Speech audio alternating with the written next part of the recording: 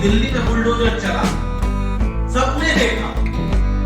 उसी के कुछ दिन बाद असम के टी बागान में भी बुलडोजर चला, किसी ने नहीं देखा। असम मजलिस समिति जिंदाबाद। असम मजलिस समिति जिंदाबाद। অবিলম্বে পুলিশ এবং সেনাবাহিনী প্রত্যাহার করতে হবে। জল বাগান ধ্বংস করে এয়ারपोर्ट मानছি না, মানব না। চা বাগান। नमस्कार, मैं हूं प्रभाकर मणि तिवारी। आप देख रहे हैं मेरा खास कार्यक्रम पॉलिटिक्स विद प्रभाकर। असम के सिलचर में डोलू चाय बागान की जमीन पर बुलडोजर चलाने की घटना का देशव्यापी विरोध शुरू हो गया है।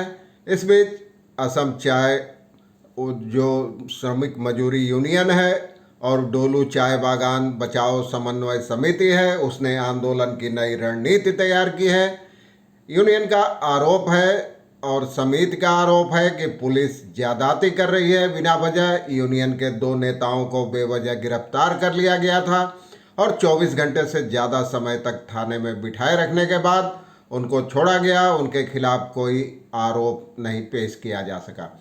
दूसरी ओर बम्बई और उत्तर प्रदेश के दूसरे शहरों में लगातार प्रदर्शन हो रहे हैं डोलू बागान के मजदूरों के आंदोलन के समर्थन में।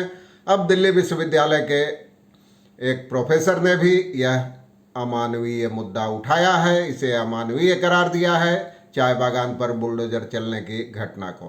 उनका कहना है कि दिल्ली में बुलडोजर चला सबने देखा, लेकिन असम के हरे भरे चाय बागान पर बुलडोजर किसी ने नहीं देखा।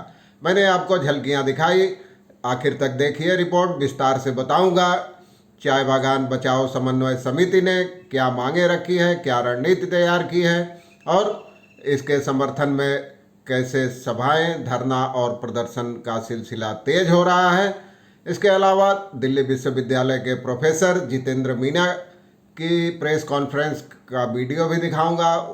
तो आइए देखते हैं रिपोर्ट। जचे तो चैनल को सब्सक्राइब करें, मित्रों परिजनों के साथ शेयर करें और घंटी का निशान दबा दें, तो आपको मेरे कार्यक्रमों की समय रहते सूचना मिल जाएगी।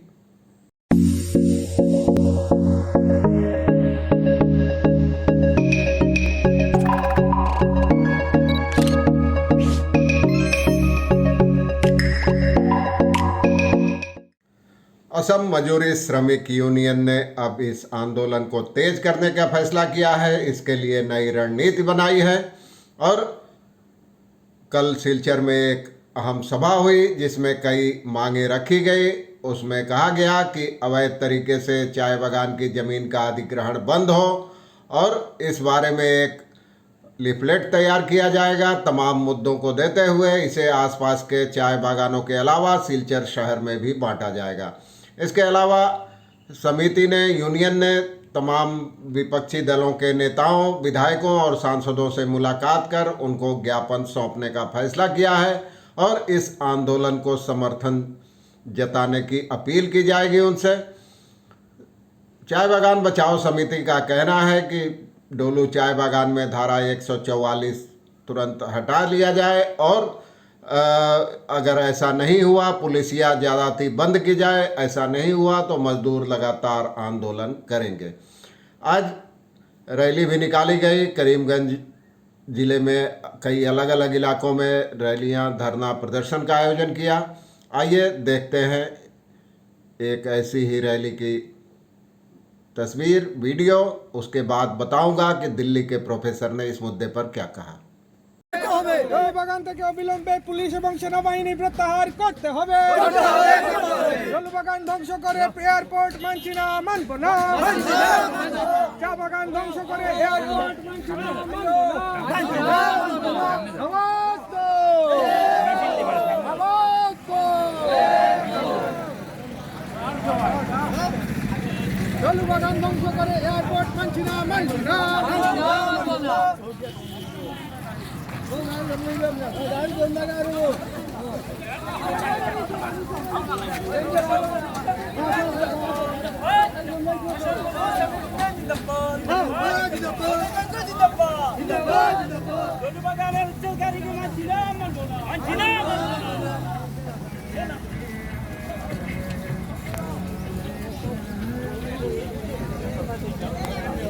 চা বাগান ধ্বংস করে বিমানবন্দর মানছি না, মানবো না। ডলু বাগানের 2500 শ্রমিকের রুজি রুটি কেড়ে নেওয়া চলবে না। ডলু বাগানের 2500 শ্রমিকের রুজি রুটি কেড়ে নেওয়া চলবে না। ইনকিলাব জিন্দাবাদ। নেতা কর্মীদের আটক করে ভয় দেখিয়ে গণতান্ত্রিক আন্দোলনের গতিরোধ করা যাবে না, যাবে না। ইনকিলাব জিন্দাবাদ। অসম মজুরি শ্রমিক ইউনিয়ন জিন্দাবাদ। অসম মজুরি শ্রমিক ইউনিয়ন জিন্দাবাদ। আওয়াজ দো, আওয়াজ দো।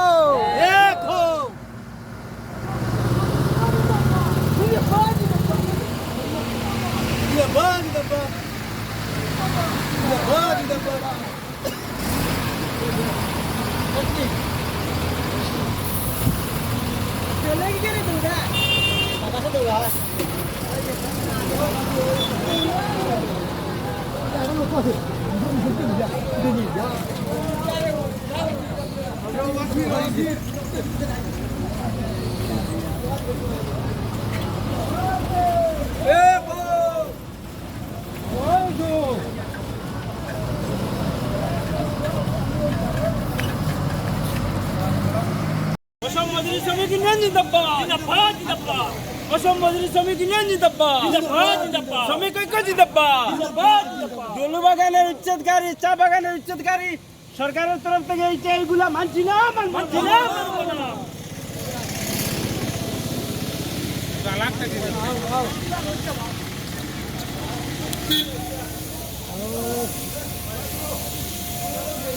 চা বাগান ধ্বংস করে এয়ারপোর্ট মানছি না, মানবো না। চা বাগান ধ্বংস করে এয়ারপোর্ট মানবো না, মানবো না।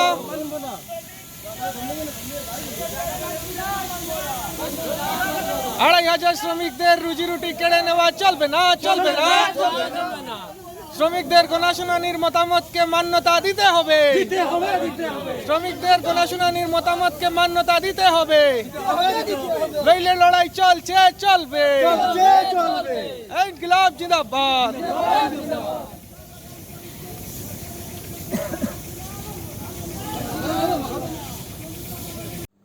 आपने देखा असम मजदूरी श्रमिक यूनियन की ओर से आयोजित एक विरोध रैली की, प्रदर्शन की।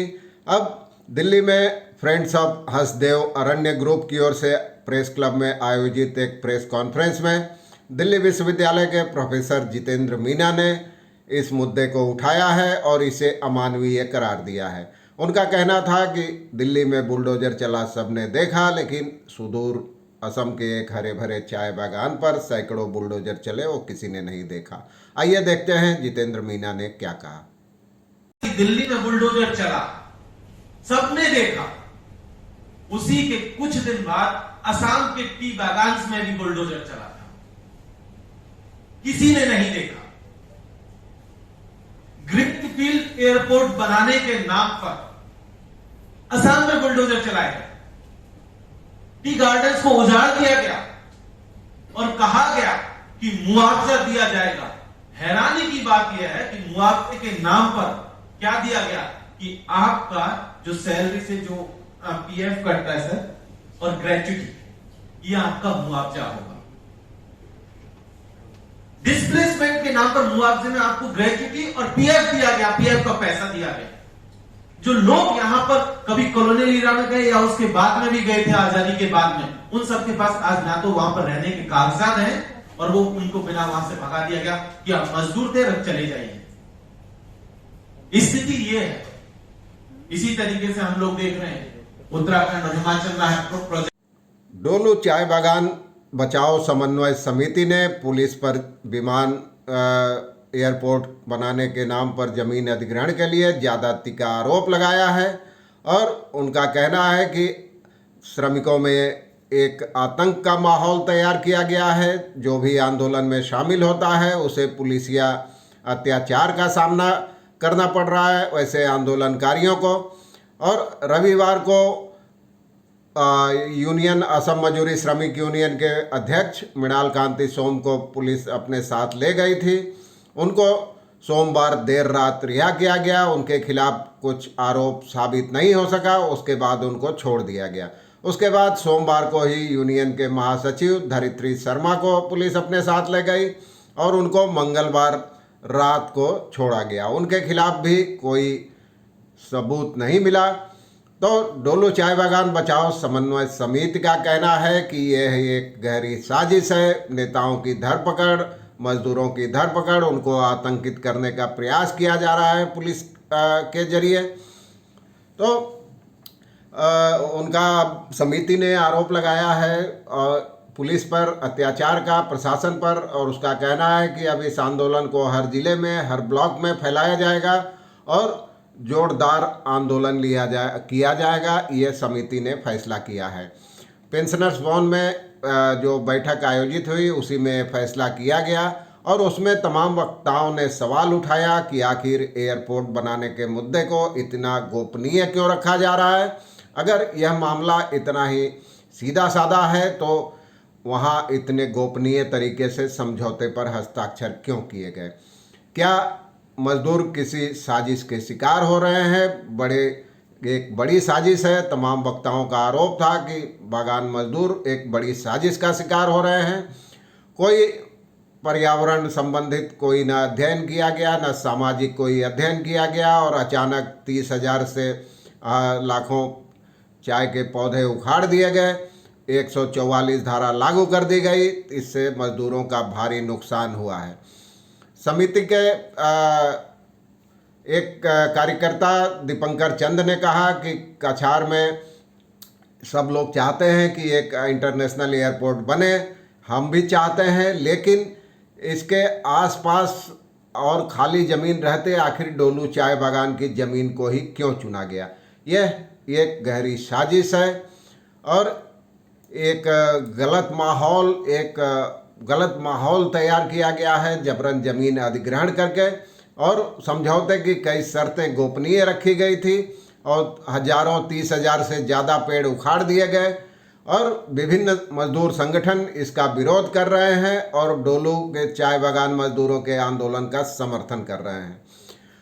कई अन्य नेताओं ने भी इस मौके पर अपने विचार रखे और समिति के प्रमुख, असम मजदूरी श्रमिक यूनियन के अध्यक्ष जो हैं, समिति के सदस्य हैं डोलू चाय बागान बचाओ समन्वय समिति के, उन्होंने काफ़ी नाराज़गी जताई। कहा 22 मई को दोपहर करीब 22 से 23 मई रात तक उनको बिना वजह थाने में रखा गया, हिरासत में रखा गया और पुलिस लगातार बेमतलब की पूछताछ करती रही और उनको ये चेतावनी दी गई कि तुम्हारी पेंशन बंद हो सकती है, तुम्हारे लड़के को दिक्कत हो सकती है, औलाद संतान को दिक्कत हो सकती है। इसी तरह 23 मई को यूनियन के महासचिव धरित्री शर्मा को भी हिरासत में ले लिया गया और उनको 24 मई की रात को छोड़ा गया। यूनियन और समिति के नेताओं का कहना था कि ये पुलिसिया अत्याचार आंदोलन को तोड़ने के लिए किया जा रहा है। एक अन्य सदस्य हिल्लोल भट्टाचार्य का कहना था कि 2,500 बीघा जमीन के अधिग्रहण के बाद कहा जा रहा है कि किसी भी मजदूर की नौकरी नहीं जाएगी, लेकिन इसका कोई औचित्य नहीं है, यह निराधार दावा है। ऐसा कुछ नहीं होगा क्योंकि भविष्य में मजदूरों के मकान भी उजाड़े जाएंगे वहाँ से और इसके लिए कोई समाधान निकालना होगा। उन्होंने कहा कि पुलिस की ज्यादतियों को बंद करना होगा, बागान से धारा 144 वापस लेना होगा।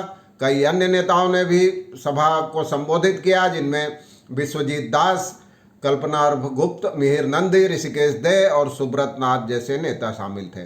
कुल मिलाकर आंदोलन तेज करने का फैसला किया गया है। धारा 144 हटाने, पुलिस ज्यादती बंद करने का उसकी मांग उठाई गई है और तमाम विपक्षी दलों के नेताओं से आंदोलन का समर्थन मांगने का फैसला किया गया है। आज के लिए बस इतना ही। धन्यवाद, नमस्कार। आगे कुछ होता है अपडेट, मैं लगातार आपको बताता रहूँगा। देखते रहिए चैनल, जैसे तो सब्सक्राइब करें, वीडियो को शेयर करें अधिक से अधिक तादाद में। धन्यवाद, नमस्कार।